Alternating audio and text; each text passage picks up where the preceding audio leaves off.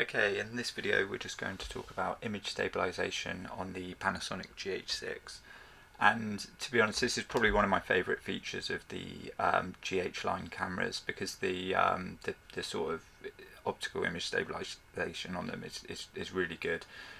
You know, part of that is due to the sensor size, but it's it's a really nice feature on these cameras. So what I'm going to try and do is cover the different modes with a few different lenses and what's available kind of for each one. But this is a fairly broad topic, and you know, if I miss anything, please feel free to sort of, you know, just message me in the comments, and I'll sort of try and answer any questions that you have on it. But to give a bit of an overview of what we've got here, so obviously we've got a GH6 camera, and then on that we've got the this is the 45 to 150, so a fairly budget MFT lens. It's got no image stabilization, and then here we've got like a bit more of a premium lens. This is one of my favorite lenses for MFT. It's the Panasonic 35 to 100 2.8, and that one does have image stabilization on the lens, so we can sort of switch that on and off from there. And then this lens is it's just a Camlan 50mm. It's sort of like a fairly budget manual lens, but you do your aperture and focusing all from the lens. No image stabilization for this one, so it's quite a good one just to test kind of manual lenses. So what we'll do is we'll jump into the menu on the camera. So if we jump in, just menu button, and then what you'll want is the video mode and others video, and under that you'll find image stabilizer just under silent mode. It's probably worth mentioning actually we're in the manual movie mode at the moment. We'll switch out of this slightly just for one part of this video, but this is where we'll be for most of it. So yeah, we video, others video, and then jump into image stabilizer, and then in there you'll see we've got operation mode. So this, remember we've got our non-stabilized lens on there, so if we come into here you can see there's two options available. We've either got on or off essentially, so normal or off, and if we jump into that's all we can do is literally, you know, it says on there what it does is correcting camera shake for all directions, up, down, left and right. There are ones in there for panning, so left and right, and panning up and down, and that's not actually available in this mode. So if you want those modes, what you'll have to do is jump into the photo option mode. So if you come in now, and then we come into image stabilizer again, and then operation mode, and now you can see we do have the option for these. And when you're in the camera, it is a very small icon, but you can probably just about see, like it's got that sort of there. You can see the up and down arrow, but I'm generally working in the manual movie mode, so I'm going to come back into that, and like I say, that's not available, so it will just switch it back into normal. So yeah, we've just got normal or off. But then if we just switch the lens over quickly, I'll try not to take too much time doing all these bits, but if we switch it for one with image stabilization, so we've got our 35 to 100, and obviously we've got the image stabilization switched on. And then if we come back into image stabilizer, then you can see the operation mode is it's just grayed out now. It's not even an option, so I can't even click on it.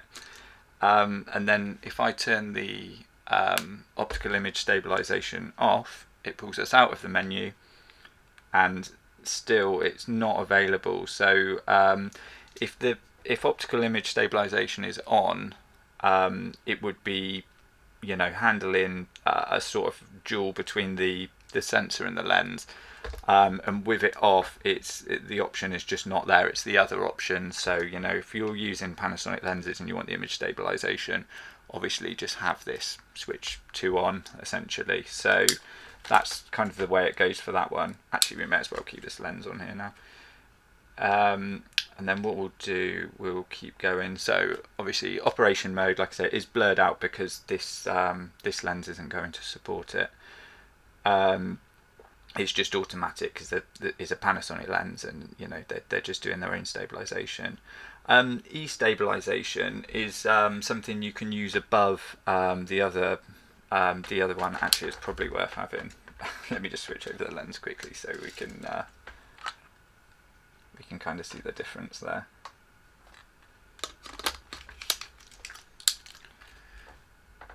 We'll just jump in quickly, we'll jump back into image stabilizer. So you can see it's back on again now. And E-Stabilization is something we can actually add on top of that. So we can have our operation mode stabilization on, and we can have E-Stabilization on top of that. So what that's going to do, you'll get all your optical image stabilization, but then on top of that, in cases where it needs it, we'll use electronic image stabilization to then stabilize more. So it tends to be the same as it would be in post. So if it's really quite a lot of shake in the shot, it's going to crop into that shot, so you'll lose a little bit of your frame sometimes if the shake is quite heavy. Alternatively, you know, you can just have that switched off, and then in your editing suite you'll be able to obviously apply all of those effects after. So quite often if a shot is a bit shakier than I wanted it to be, I would usually add something like warp stabilizer to it.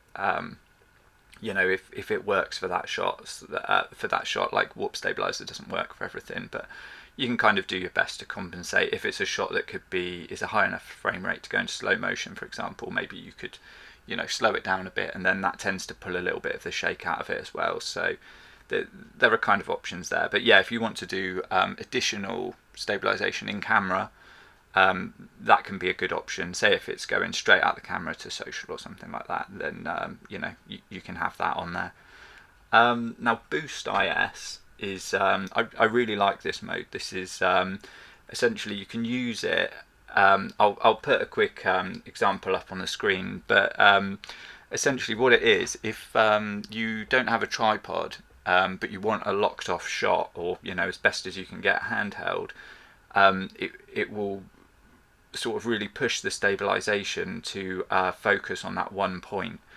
So say for example you don't have a tripod, or maybe even you're on a monopod and you just want that, you know, more stabilization because you know, handheld it's too shaky or the monopod's moving a bit. You can lock it into Boost IS, and if you're focusing on somebody not moving or something that's not moving, it can be really good because it will really just sort of settle the frame, and you'll get a lot less sort of jitter and shake from it. So it can be really good, but the only thing to bear in mind, if then you start walking around and you know, following a subject, something that's sort of more fast moving, make sure to turn that back off, or that will give a bit of a strange effect on the video. So just be sure that you're only using that when you want it. So but it can be really good, you know, for sort of mimicking like a locked off shot. It's a great feature. And then the next one on there, I don't actually use anamorphic lenses, but you've got the option there for sort of compensating for anamorphic, and you can see the last one at the bottom, lens information's not there, but that would be there if we went on to, if we use our last lens. So we've got our fully manual lens. So if we quickly put that one on, and then when we switch the camera on, it relates to this. So it's saying,